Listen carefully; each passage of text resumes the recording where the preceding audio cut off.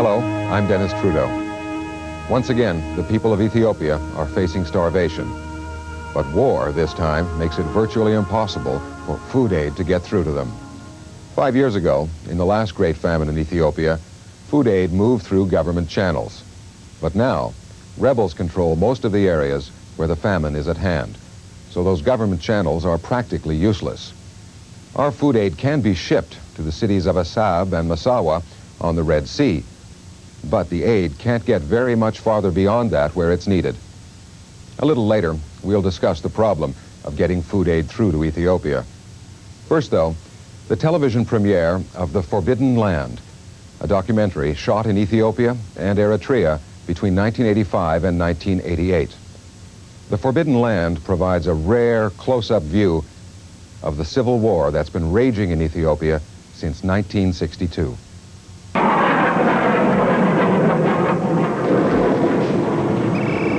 Throughout the famine, Ethiopia sank $1 million a day into the war.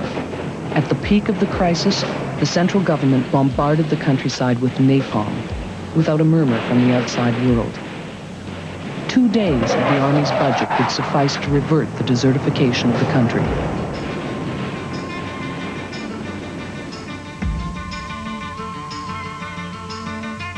The major battlefront is in Eritrea, where nationalists have been fighting for the independence of their country, annexed by Ethiopia in 1962. After nearly 30 years, 1/3 of the territory has been freed. We went into the liberated zone. There, we saw Christian and Muslim men and women who refused to be silenced by either famine or war, and who stoically face death every day to reclaim a land whose very right to exist is denied.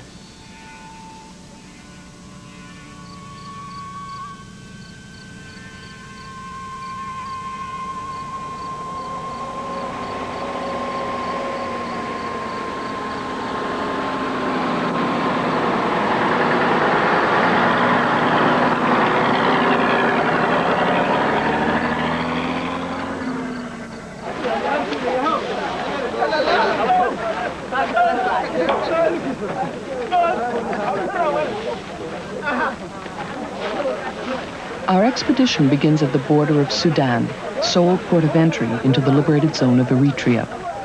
Tonight, fighters of the Popular Liberation Front are distributing food to drought victims. سالم حمود حميري فريدة وقلتين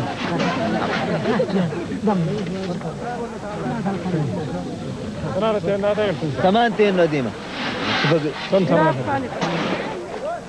Time is running out. The Ethiopian Air Force bombs the area during the day, but it is known to work only from 9 to 5. The night belongs to the Eritreans. At dawn, trucks and cargo will have vanished without a trace, concealed beneath trees. No foreign government recognizes this network, yet it is vital to the Eritreans' war, the oldest one on the African continent.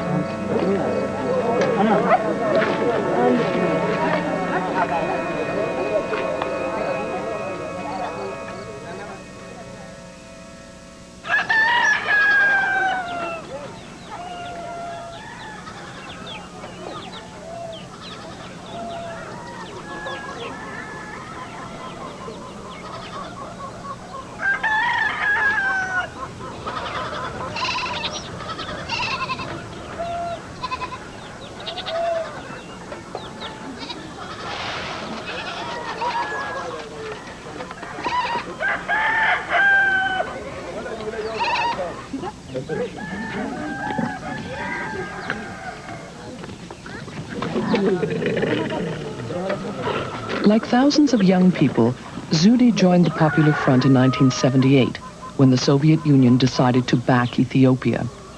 She is one of 1,500 barefoot doctors trained here in the liberated zone. Our people live mostly as a nomad, especially in the Sahel places. They move from one place to another place. So you can't have for them a one settled clinic or other things. In order to give them enough health care, you have to go behind the people. So you have to walk from one place into another place behind them. At the beginning, people were afraid of us.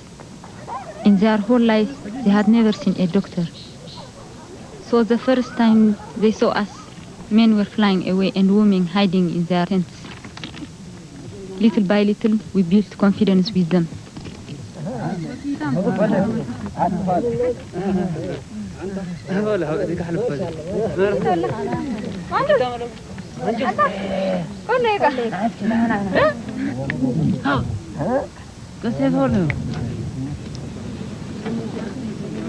These nomads move from place to place in the lowlands with their cattle.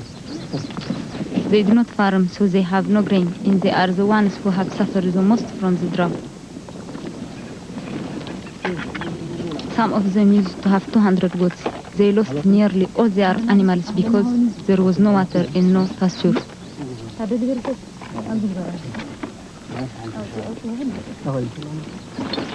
So their health has gotten a lot worse in the last few years.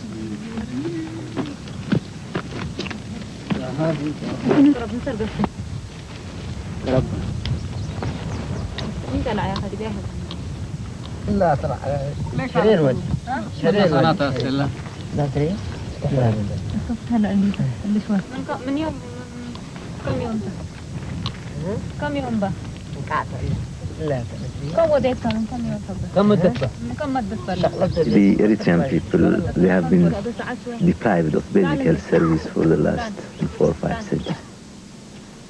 This has been worsened by the war, and additionally, in the last decade, there have been the drought. All this combined has affected the health status of the people. Now, we do not dream of establishing big hospitals with big laboratories. Our dream is to make sure that every Eritrean have the basic health service.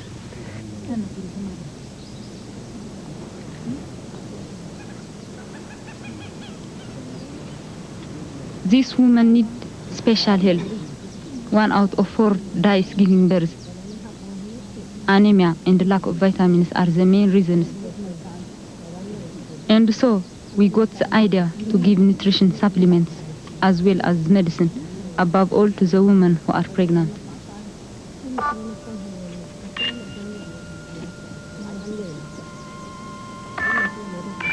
Ingenuity makes up for lack of resources. This mini microscope, designed and produced in the liberated zone, enables medical units to do lab work anywhere in the field.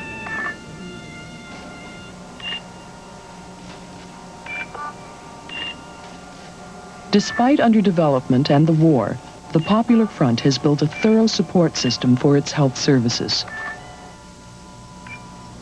At night, when Ethiopian bombers turn in, generators turn on and life resurrects underground.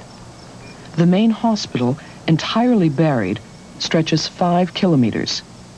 Here, a container hidden under branches is turned into a lab.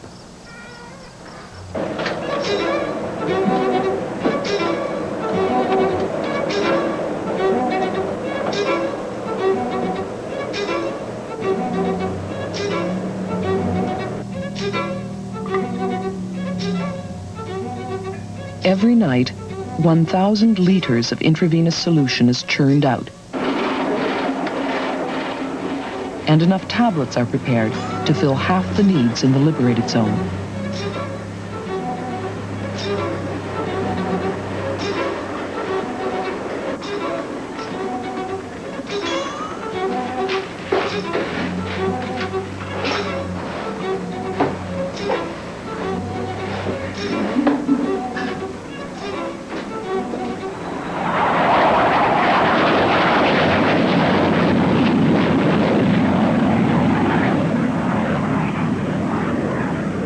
Through years of sweat and toil, Popular Front fighters have built their Great Wall of China.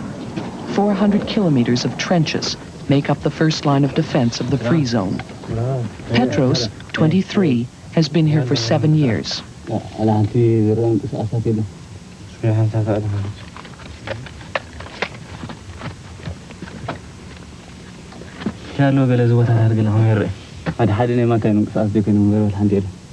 I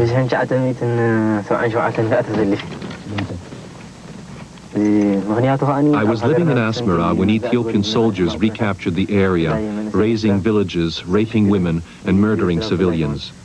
One day they abducted my brother, killed him, and threw his body at the door of our house. That's when I decided to come here and fight for my country. I want a country where people will live in peace and have access to health care, school, and land.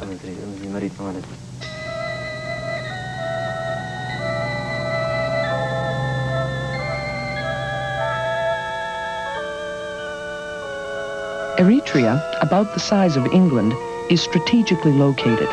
It is Ethiopia's only outlet to the Red Sea and its important oil trade.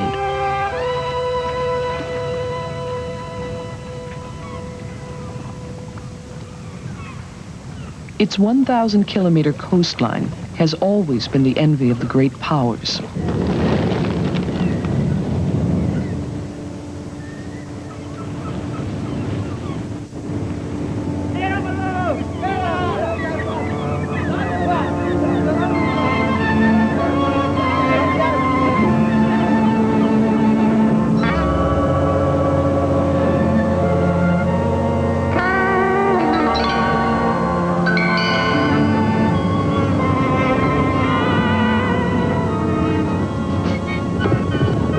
In 1889, the Italians landed and stayed 50 years. Eritrea became part of Italy's colonial empire, along with Libya and Somalia. 40,000 Italian settlers claimed the best lands for their plantations and built factories, roads, and railways. 4 out of 5 Eritreans lived off agriculture, but coffee and cotton were for export.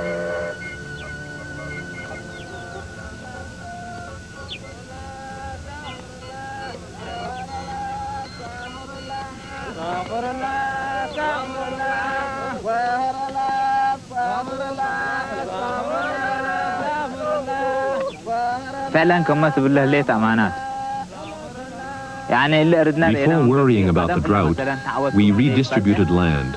It was not easy.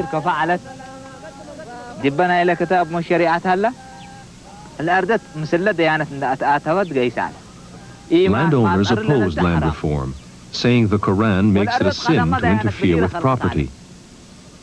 The land was here long before the Quran, replied the peasants. It belongs to those who work it.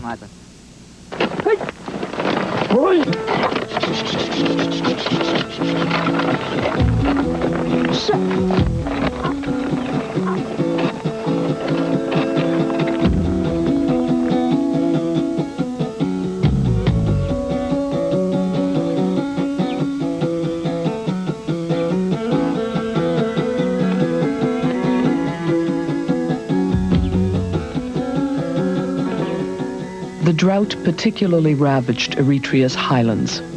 Once fertile, the area is now barren because of over-farming and deforestation. In Rora, 14 villages joined together to revive agriculture. Each peasant has been given 1 hectare on which he grows wheat and barley for his family, rather than cotton for export. Foreign aid is welcome, provided there are no strings attached. We don't care to beg, say the people in Rora.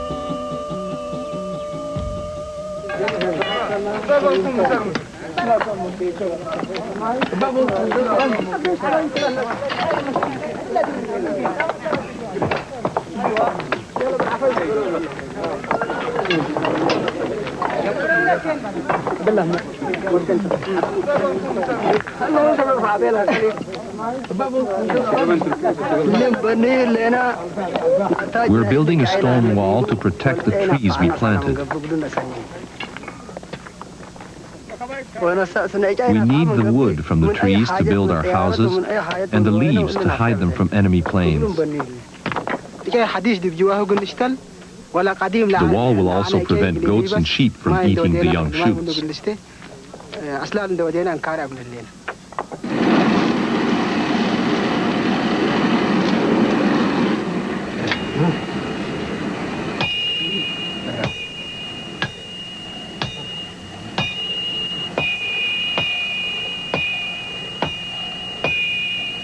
The war economy calls for inventiveness.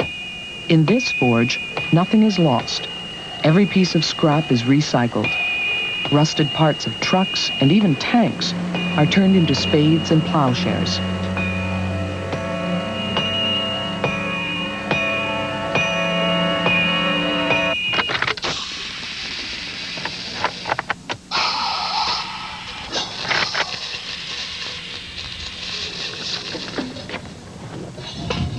The Popular Front is undoubtedly the best organized of all liberation movements, yet it is not supported by either of the great powers. The Eritreans have won every inch of land all on their own. Their Soviet-made weapons are taken from the enemy on the battlefield.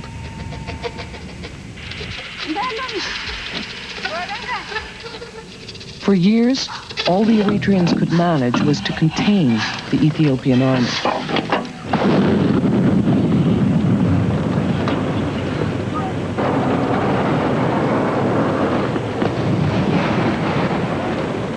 Then came a watershed. In a town called Alphabet, the People's Liberation Front routed the 3 ablest divisions of the Ethiopian army. The front now controls most of Eritrea, except for the main roads and large cities.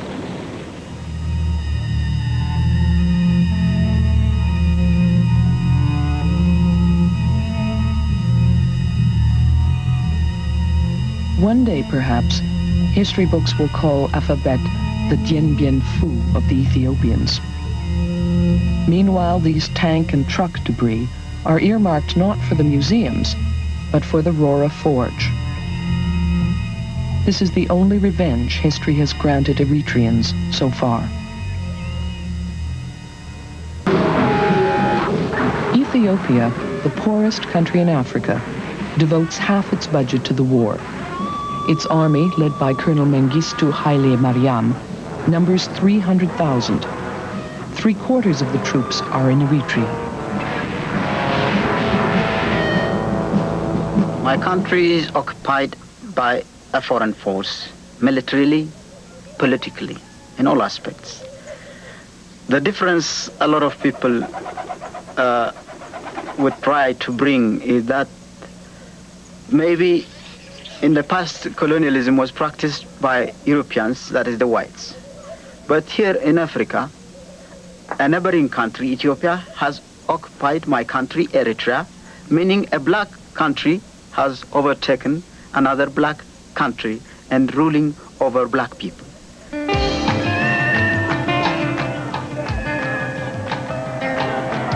At the end of the Second World War, Eritreans demanded independence. Italy, defeated, lost its African colonies. A United Nations Commission of Inquiry was sent to Eritrea, but it dismissed the Eritreans' wishes. Those in favor of the resolution, please signify.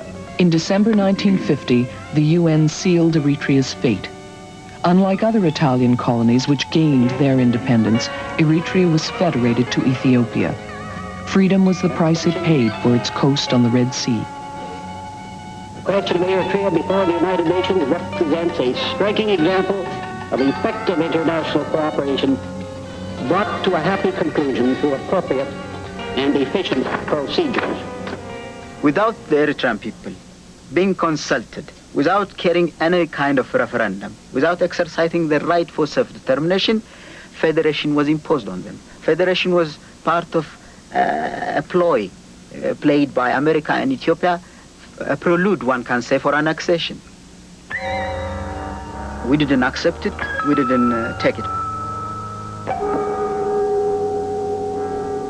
Ethiopia's Emperor Haile Selassie inaugurated the federation with great pomp. He was celebrating another alliance.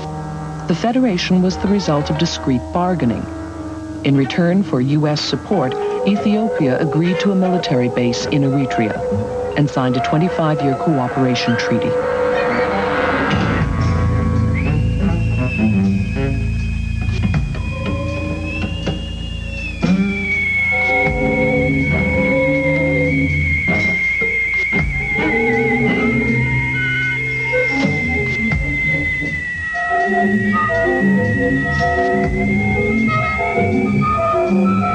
But the fallacy of the whole federal relationship was this kind of a bit democracy was given in relation to a country which has pure autocracy, pure feudalism, which is Haile Selassie in power, and he couldn't even tolerate that elementary right which was given to Eritrea. That's why immediately after the federal relationship, things were being violated day by day, slowly. The emperor censored the press, banned the opposition, imposed the Amharic language, and burned Eritrean books. The federation collapsed. In 1962, Selassie dissolved the Eritrean parliament and annexed Eritrea to the empire. Every time their rights were violated, Eritreans knocked on the UN's door. To no avail. The Western powers stood mute.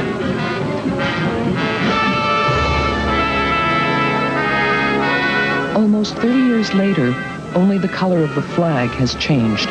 In 1974, the King of Kings lost his crown, the army seized power, and new statues replaced the old ones. Colonel Mengistu proclaimed himself a Marxist-Leninist.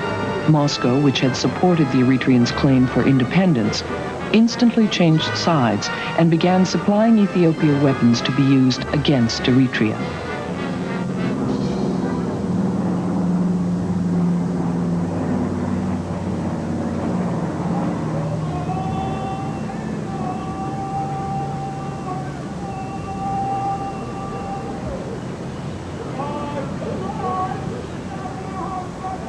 With Soviet aid, Ethiopia's war capability increased tenfold.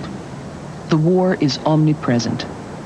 In the towns controlled by the Ethiopians, every neighborhood is under close surveillance.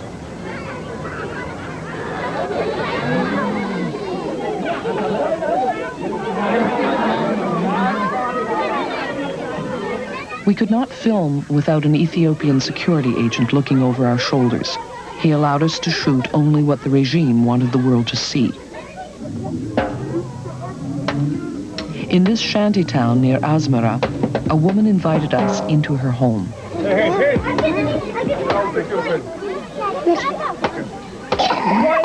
Why is this dangerous? No. Why? But it's a private house. You take some pictures and I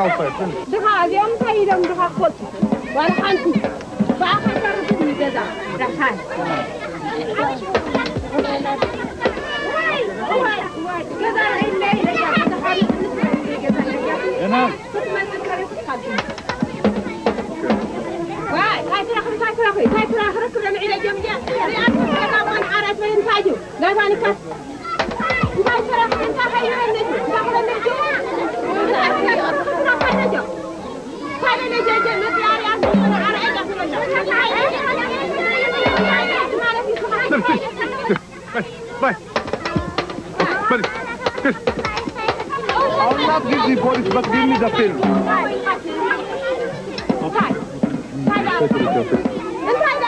Okay, this one. Let's go to migration. Okay. And they will discuss it and they will take your film.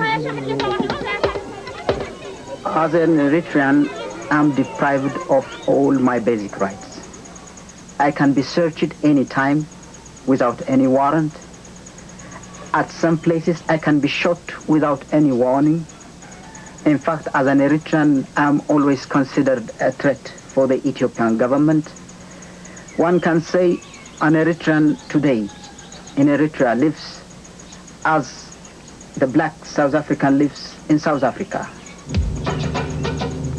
Outside the liberated zone, Eritreans cannot move around freely. Every 15 kilometers, they must show their papers and submit to humiliating searches.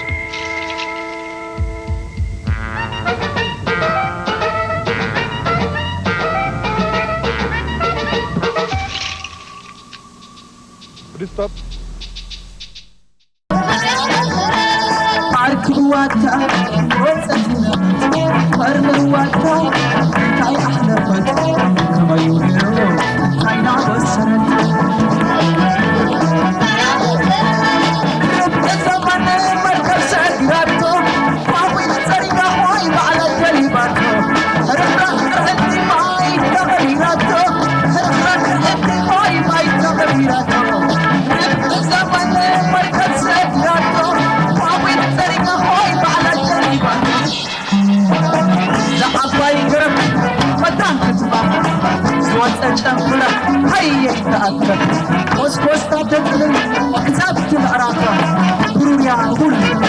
يلا نسترفع